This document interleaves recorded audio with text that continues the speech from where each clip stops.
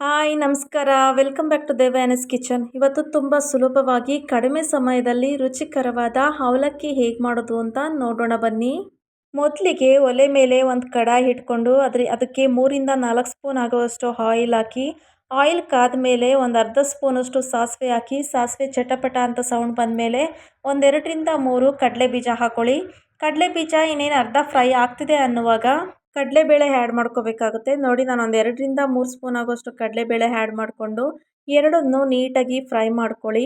ಎರಡು ನೀಟಾಗಿ ಫ್ರೈ ಆಗಿದೆ ಅನ್ನುವಾಗ ಒಂದು 5 ರಿಂದ 6 ಹಸಿರು ಮೆಣಸಿನ್ಕಾಯಿ ಮತ್ತು ಒಂದು 10 ರಿಂದ 12 ಎಸಳು ಕರಿಬೇವು ಮತ್ತು ಕಟ್ ಮಾಡಿ ಇಟ್ಕೊಂಡಿರೋ ಒಂದು 4 ಈರುಳ್ಳಿನೂ ಕೂಡ ಹಾಕಿ ನೀಟಾಗಿ ಫ್ರೈ ಮಾಡ್ಕೊಳ್ಳಿ. ನೋಡಿ, ನಾವು ಇದನ್ನೆಲ್ಲ ಹೆಚ್ಕೊಳ್ಳೋ ಟೈಮಲ್ಲೇ ನಾವು ಅವಲಕ್ಕಿನ ನಾನೊಂದು 2 ಲೋಟದಷ್ಟು ಅವಲಕ್ಕಿ ತೊಗೊಂಡು ಒಂದು 3 ಸಲ ತೊಳ್ಕೊಂಡು ನೀರೆಲ್ಲ ಕಂಪ್ಲೀಟಾಗಿ ಸೋಸ್ಬಿಟ್ಟು ಅದನ್ನು ನೆನೆ ಹಾಕೋಕೆ ಇಟ್ಟಿದ್ದೀನಿ. ನೀವು ಹಾಗೆ ಮಾಡ್ಕೊಳ್ಳಿ, ಮುಂಚೆನೇ ನೆನೆ ಹಾಕಿ ಇಟ್ಬಿಡಿ, ನೀರೆಲ್ಲ ಸೋಸ್ಬಿಟ್ಟು ಇಡಬೇಕು. ನೋಡಿ, ಈಗ ಫ್ರೈ ಆಗ್ತಿದೆ ಅನ್ನುವಾಗ ಜೀರಿಗೆ ಹಾಕ್ಕೊಳ್ಳಿ, ಒಂದು ಸ್ಪೂನ್ ಆಗುವಷ್ಟು ಜೀರಿಗೆ ಹಾಕಿ ಮಿಕ್ಸ್ ಮಾಡಿಕೊಂಡು ಟೊಮೊಟೊನ ಒಂದು ಅರ್ಧ ಹಣ್ಣಾಗಿದೆ ಅನ್ನೋ ಥರ ಟೊಮೊಟೊ ತೊಗೊಳ್ಳಿ, ಫುಲ್ ಹಣ್ಣಾಗಿರೋದು ತೊಗೋಬೇಡಿ. ಆ ಟೊಮೊಟೊನೂ ಕೂಡ ಸಣ್ಣದಾಗಿ ಹೆಚ್ಕೊಂಡು ಆ್ಯಡ್ ಮಾಡಿಕೊಂಡು ಒಂದು ಸಲ ಮಿಕ್ಸ್ ಮಾಡಿಕೊಂಡು ರುಚಿಗೆ ತಕ್ಕಷ್ಟು ಉಪ್ಪನ್ನ ಈಗಲೇ ಆ್ಯಡ್ ಮಾಡ್ಕೊಳ್ಳಿ.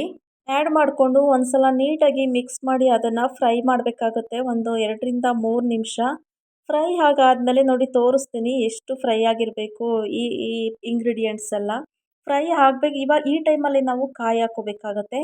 ಕಾಯಿನ ನಾನು ಒಂದು 3 ರಿಂದ 4 ಸ್ಪೂನ್ ಆಗೋವಷ್ಟು ಕಾಯಿನೂ ಕೂಡ ಆ್ಯಡ್ ಮಾಡಿಕೊಂಡು ನೀಟಾಗಿ ಮಿಕ್ಸ್ ಮಾಡ್ಕೋತಾ ಇದ್ದೀನಿ. ಈ ಟೈಮಲ್ಲಿ ಅರಿಶಿನ ಹಾಕ್ಕೊಳ್ಳಿ. ಅರಿಶಿನ ಹಾಕೋ ಕ್ಲಿಪ್ಪು ಮಿಸ್ ಆಗಿದೆ.